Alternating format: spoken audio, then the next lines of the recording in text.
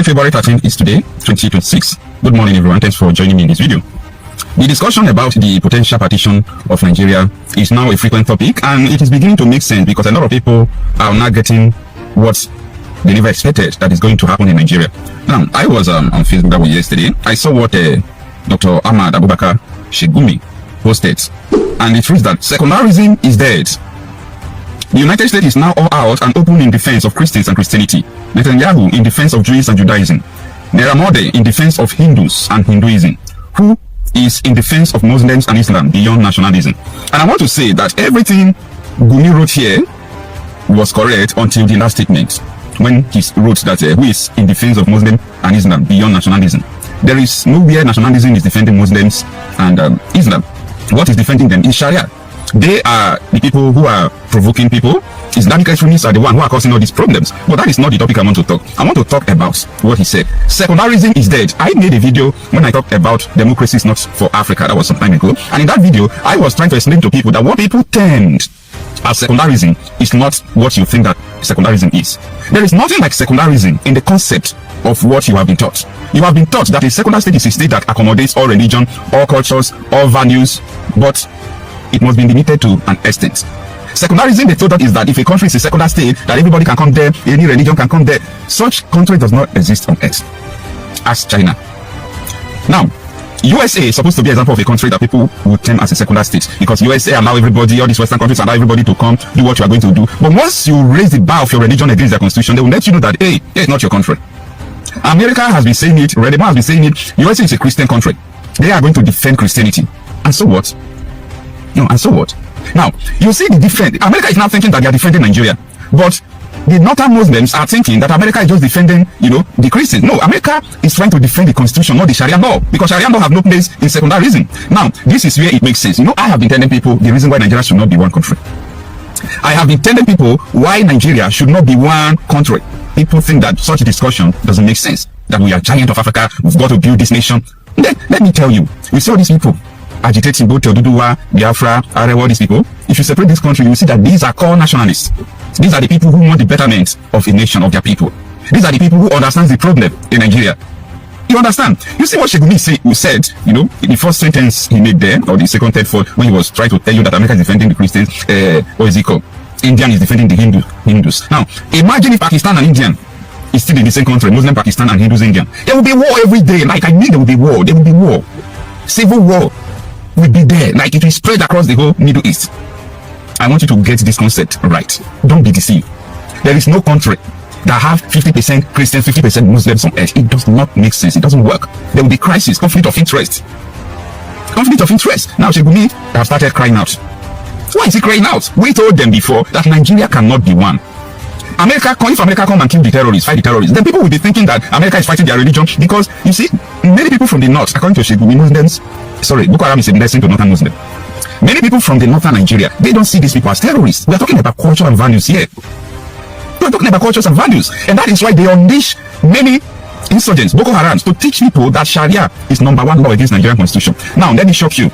Do you think that Boko Haram was lying when they came to Kwara State and they told the people that they have to obey Sharia law before Nigerian constitution?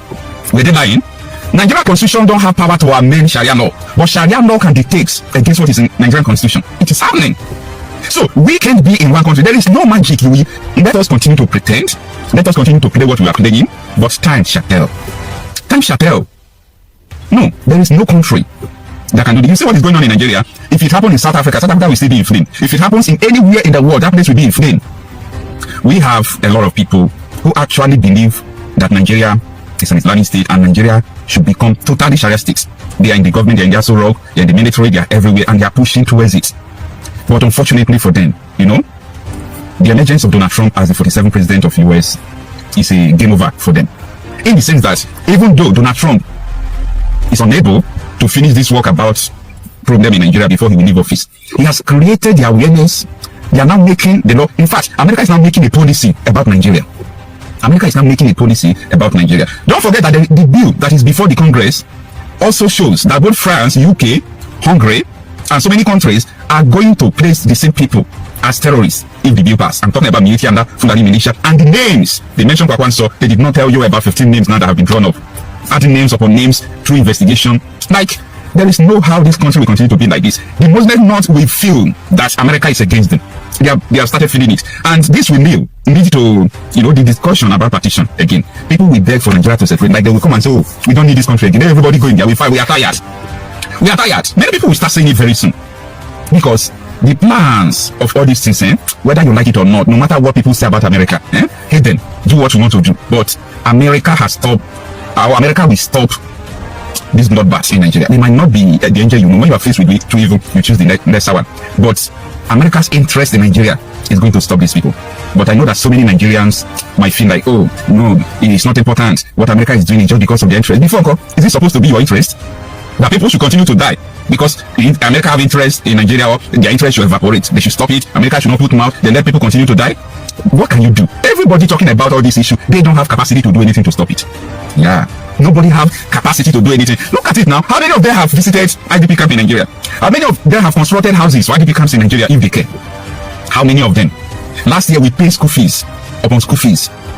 Though I understand the feelings of so many people, okay, the people I love, the people I'm friends with, most of them said that America coming was not necessary. America is this, America is that. But I am telling them, if you are faced with evil, you choose the lesser one. America's interest in Nigeria is nothing but a good thing.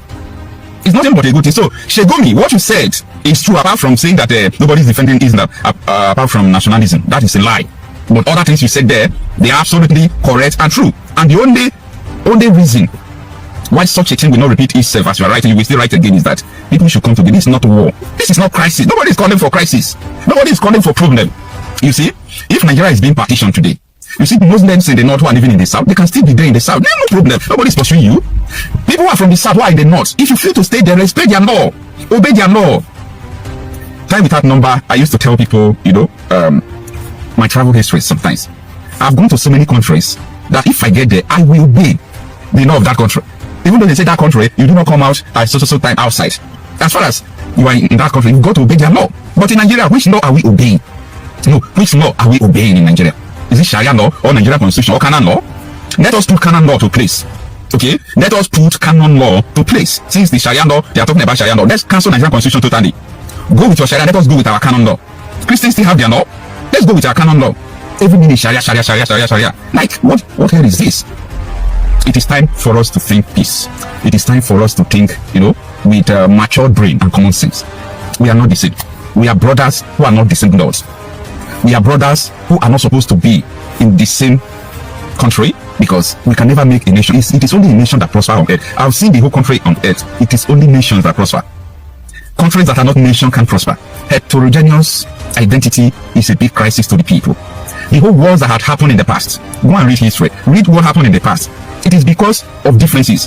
What is the reason why when people, the outsiders in the north, when they welcome Osman Danfodio, what is the reason why he started conquering people? Difference. We are not the same. He feel that these people, let us conquer them, let us kill them and take over their place, because we are not the same. That is what is still going on till today. And someone will come out to tell you that, let us build Nigeria. They are talking because of the money they are getting. They are talking about their interest, their money, their political power, protecting their wealth, protecting their business, protecting their illegal businesses. That is the reason why everybody is telling you. Anybody telling you about one Nigeria, that is just the purpose. Oh, they don't promise me, sir, I will be council chairman. They don't promise me, sir, I will be governor next month. They promise me that I will be commissioner next month. So if we start talking about the fusion of Nigeria, it will not work again. No, let me go and take my own share. Black man, tell me why partitioning of Nigeria will not be a blessing to everyone. To the northern Muslim, to the southeast, west, the Yoruba people, everybody. It will be a blessing to everybody. Then we can start building. We can start building. We can start invention. We can start everything. And you will see the prosperity that will be in Africa. You will see how people will come to Africa to learn things. But now, we are not focusing on building hospitals, putting in technology. We have medicine. Africa is number one in medicine.